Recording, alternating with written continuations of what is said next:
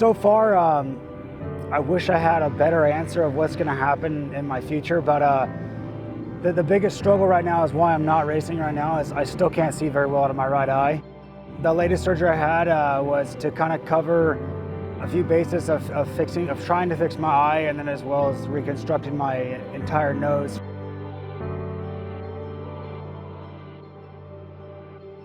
When I kind of went into it, I was hoping that surgery with my eye would kind of help possibly bring back some vision, relieve some pressure from my orbit and the center of my skull up into my nose cavity. They had to collect bone from there to reconstruct the shape of my nose is how this doctor did it. So everything with the nose has been a success. I'm liking the way it looks now, and just kind of looking forward to moving on to the next step.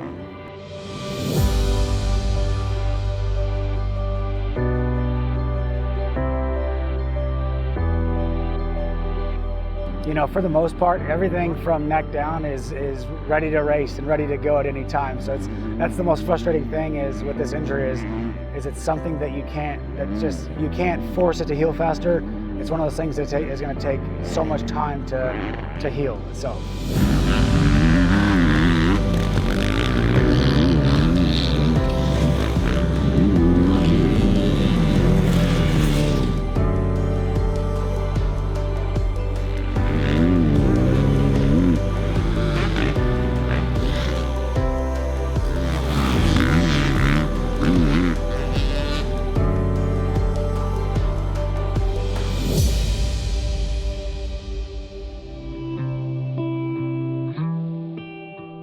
When I'm riding, I'm actually seeing a whole nother optic sight out of my right eye than I am on my good left eye. Because what I'm seeing in front of me when I'm riding, my right eye is pushing into my good eye, and it's giving me a whole nother perspective of what's in front of me. So what I've been having to do is black out my goggle lens on the right side so that I don't have that double vision impairing into my left eye. And that's been working really well for me on just doing any type of activity.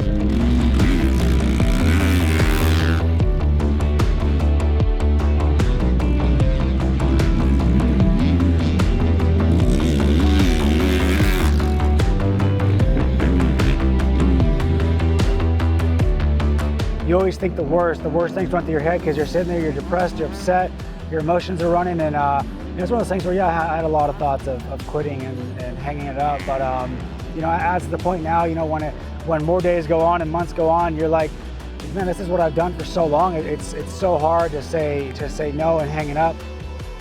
A good friend of mine and my neighbor actually, he's been in a furniture business for quite some time now, about 20 years, and we opened up a brand new furniture store. It's called Lux Furniture, and that's kind of actually what me and my neighbor have been doing. And we've been selling furniture and creating a whole other business of something I've never done, just to kind of venture off to something else if I can't race motorcycles.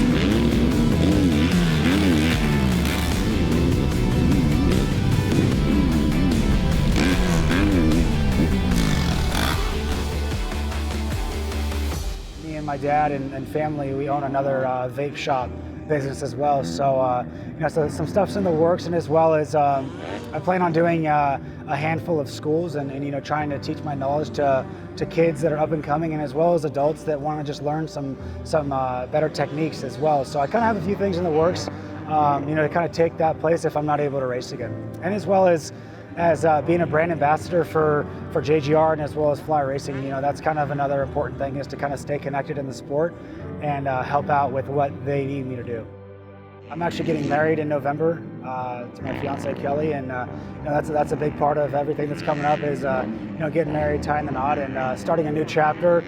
And possibly having kids in the next couple of years as well. That's always a plus. And I'm not getting any younger. I'm 28, and you got to start making that next step in life. And there could be a lot of things. It could be that route where it's a full-time job for me next is which running my businesses and kids, marriage, or it could be my sight gets better and I'm racing a dirt bike in next year's Supercross, and I'm still getting married, and I possibly still might have kids in that realm of it. So my life could be either perspective. It's 50-50 at this point. So just trying to stay positive in both ways and have both doors open so that whichever way it opens and whichever way it closes, I can make a decision at that time and not be stuck with, if I can't race motorcycles and I'm stuck here and I've been sitting on my butt for a year and haven't made the next goal in my life.